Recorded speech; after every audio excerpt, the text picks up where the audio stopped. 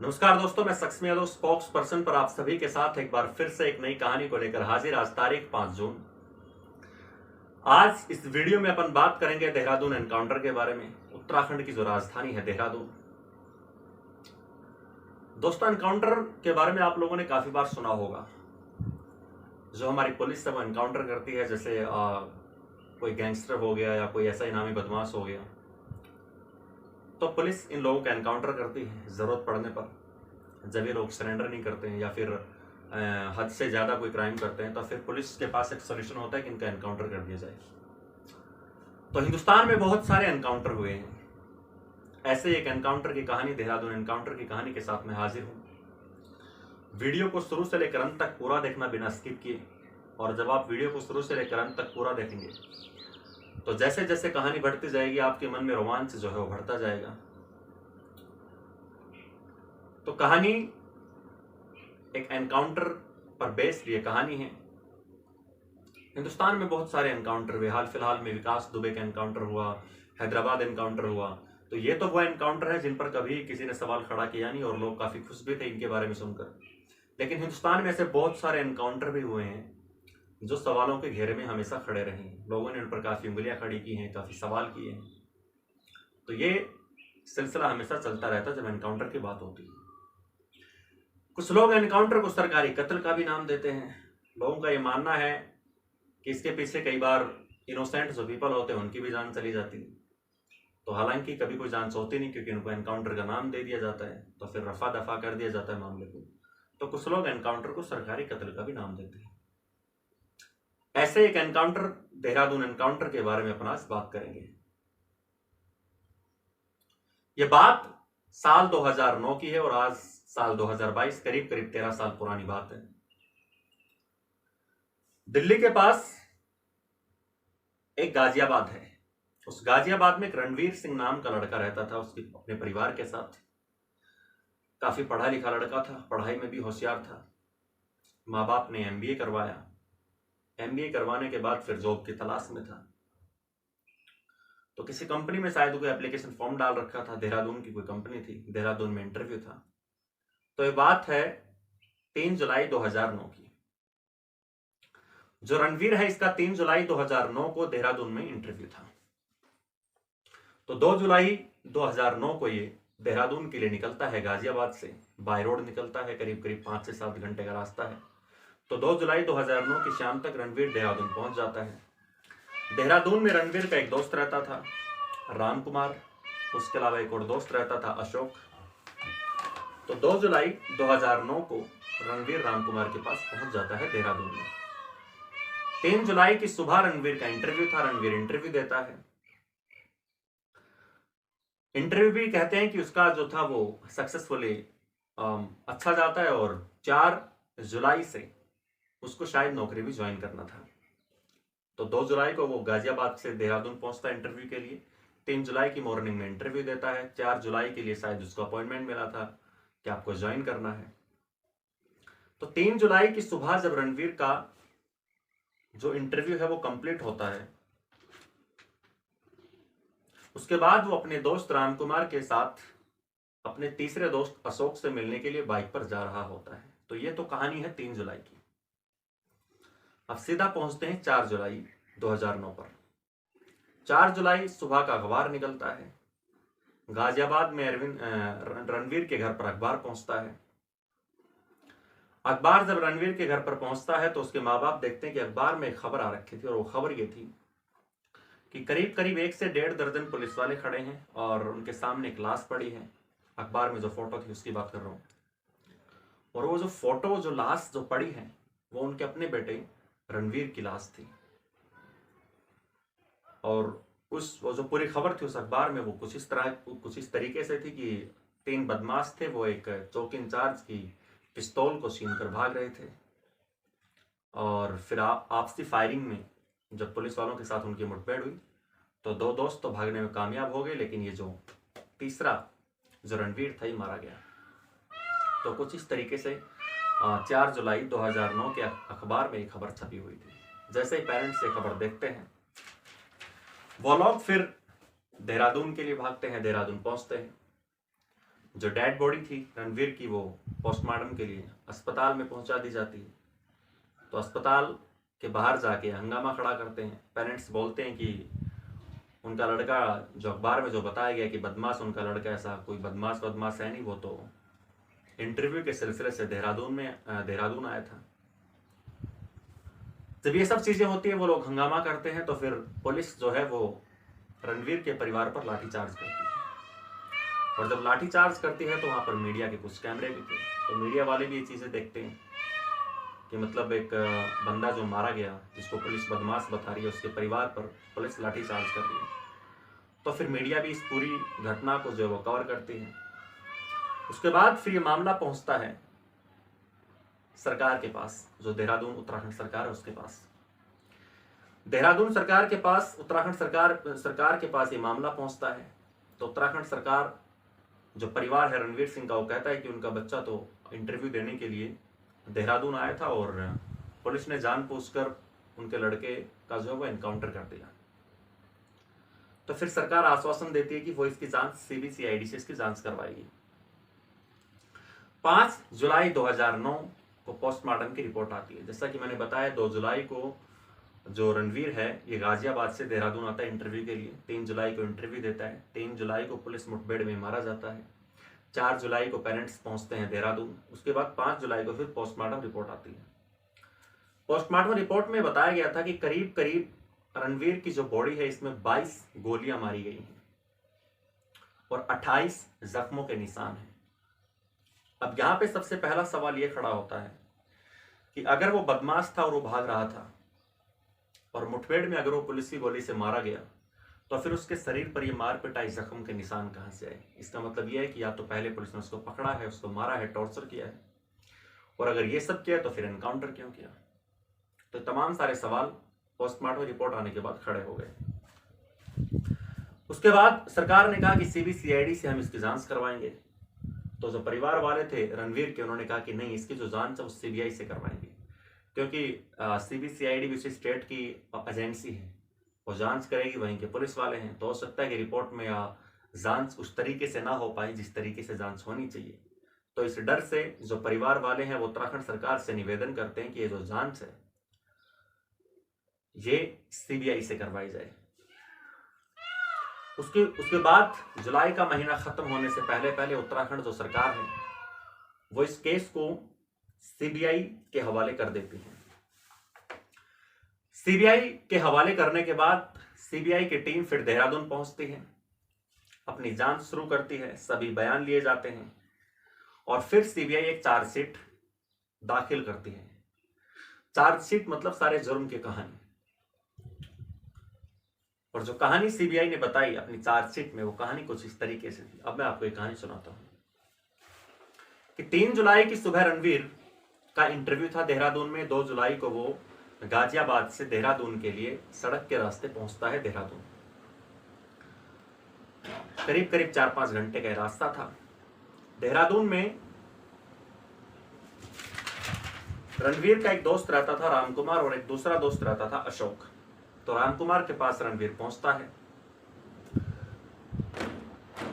रामकुमार के पास रणवीर पहुंचता है, इंटरव्यू देता है 3 जुलाई की सुबह। इंटरव्यू खत्म होने के बाद वो अपने दोनों दोस्त रामकुमार और रणवीर अपने तीसरे दोस्त अशोक से मिलने के लिए मोहिनी रोड सड़क पर जा रहे होते हैं।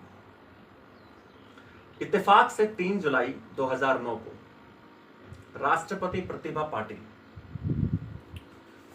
का जो काफिला था वो देहरादून में पहुंचना था, और उस दिन प्रतिभा पाटिल को देहरादून मंसूरी जाना था वाया देहरादून। तो देहरादून तक का जो रास्ता है वो उनको बाय एयर कवर करना था, और उसके बाद देहरादून से मंसूरी के लिए जो रास्ता था वो उनको बाय सड़क कवर करना था। तो जाहिर सी बात है, पूरे देहरादून में जगह जगह पर नाका लगा रखा था, चेक पोस्ट लगा रखे थे। सड़क पर जो व्हीकल थे उनको रुकवा रखा था, क्योंकि प्रतिभा पाटिल का जो काफिला था वहां से निकलने वाला था। और ये बात है करीब करीब शाम के 3:45 बजे की, 3 जुलाई की शाम के 3:45 बजे की बात है। तो दोनों दोस्त, ये तीनों दोस्त बाइक के ऊपर जा रहे होते हैं। तो रास्ते में एक चौकी आती है, अराघर चौकी। जैसे ये लोग 3:45 बजे के करीब शाम को अराघर चौकी के पास पहुंचते हैं, तो अराघर चौकी के जो इंचार्ज थे मिस्टर JD भट्ट, उन्होंने भी वहाँ पर नाका लगा रखा था। तो उन्होंने इनकी बाइक को रुकवाया, कहा कि आप आगे नहीं जा सकते क्योंकि यहाँ से काफिला निकलने वाला है, आप बाइक पीछे कर लीजिए। तो इस तरीके से रणवीर और उसके दोस्तों और जो चौकी इंचार्ज थे जेडी भट्ट, उनके बीच में बहस होती है और बहस कुछ इस हद तक बढ़ जाती है कि फिर बात मार पिटाई पर उतर जाती है। उसके बाद जो इंचार्ज थे जेडी भट्ट ये अपने दोस्तों को बुलाते हैं चौकी से। जब ये सब होता है तो रणवीर के जो दो दोस्त थे वो वहां से भाग जाते हैं और अकेला रणवीर वहां पर रह जाता है। उसके बाद जो पुलिस है वो रणवीर को पकड़ती है, उसको मारती है, चौकी में ले जाकर पीटती है और फिर रणवीर से पूछती है कि तुम्हारे जो दो दोस्त हैं वो कहाँ मिलेंगे, वहां लेके चलो। उसके बाद रणवीर इनको धर्मशाला रोड पर एक फ्लैट है जहां पर इनके दोस्त रहते थे वहां पर लेकर पहुंचता है। धर्मशाला रोड पर जब पहुंचता है और उस फ्लैट में जब पुलिस रणवीर को लेकर जाती है तो आसपास के जो पड़ोसी हैं, जाहिर सी बात है जब पुलिस हमारे आपके परिवार या आपके घर में जब पुलिस आती है गाँव में तो हमारी और पड़ोसियों की नज़र भी पड़ती है कि किसके घर में आज कौन आया है।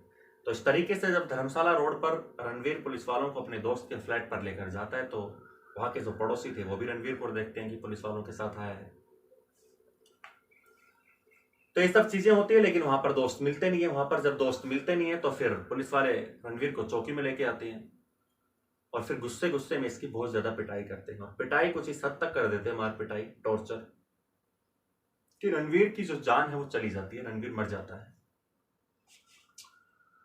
जब मार पिटाई करने के बाद पुलिस वालों को पता चलता है कि रणवीर मर गया तो अब क्या करें, तो फिर ये लोग एक खेल खेलते हैं। पुलिस वाले ये क्या करते हैं कि ये लोग कंट्रोल रूम में एक मैसेज भिजवाते हैं। कंट्रोल रूम में जो मैसेज पहुंचता है वो मैसेज ये पहुंचवाते हैं कि अराघर चौकी के नाके के पास से 3 बदमाश चौकी इंचार्ज जेडी भट्ट की जो पिस्तौल है, रिवॉल्वर, वो लेकर फरार हो गए, छीनकर फरार हो गए और हम उनका पीछा कर रहे हैं। उसके कुछ देर बाद फिर ये दूसरा जो मैसेज है वायरलेस से ये कंट्रोल रूम में दूसरा मैसेज भिजवाते हैं। दूसरा मैसेज ये कि जो बदमाश है वो जंगल में घुस गए और हम पर फायरिंग कर रहे हैं, तो और पुलिस बल की जरूरत है। उसके कुछ देर बाद ये कंट्रोल रूम में तीसरा मैसेज पहुंचवाते हैं। तो तीसरा मैसेज ये पहुंचवाते हैं और कंट्रोल रूम में इसलिए पहुंचवाते हैं कि क्योंकि कंट्रोल रूम में जो मैसेज पहुंचवाते हैं वो बाकायदा रिकॉर्ड होता है विद टाइम। तो कंट्रोल रूम में तीसरा मैसेज पहुंचवाते हैं। तीसरा मैसेज ये कि मुठभेड़ के दौरान जो 2 बदमाश थे वो भागने में कामयाब हो गए लेकिन एक बदमाश को हमने मार गिराया।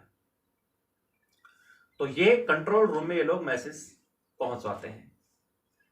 सीबीआई जब इनकी जांच करती है तो पता चलता है कि इन्होंने जो गलतियां की, कुछ गलतियां कर दी पुलिस वालों ने। पहली गलती तो ये कि जब ये रणवीर को लेकर धर्मशाला रोड की फ्लैट पर पहुंचे तो काफी पड़ोसियों ने इनको देख लिया था। तो पड़ोसियों ने भी फिर बयान दर्ज करवाए, गवाह के तौर पर उन्हें बताया कि जो ये बदमाश जिसको पुलिस बता रही है तो पुलिस के साथ इधर आया था। तो जब अगर पुलिस के साथ रणवीर आया था मतलब पुलिस ने उसको जिंदा पकड़ रखा था तो फिर एनकाउंटर क्यों किया, मारा क्यों? एक तो ये सवाल। दूसरा, जो पोस्टमार्टम रिपोर्ट आई थी उसमें भी ये दिया गया था कि करीब करीब रणवीर की जो बॉडी के ऊपर 28 जख्मों के निशान थे। तो यहाँ पर भी पुलिस वालों ने गलती कर दी। तीसरी गलती, पुलिस वालों ने जो बयान दिया था, जो रिपोर्ट दर्ज करवाई थी वो ये थी कि 3 बदमाश थे और चौकी इंचार्ज जेडी भट्ट के जो पिस्टल है वो छीनकर भाग गए थे। लेकिन जो बरामदगी जो पुलिस ने दिखाई थी रणवीर के पास से वो एक देसी कट्टा था। तो ये 3 जो गलतियां हैं वो पुलिस ने कर दी थी।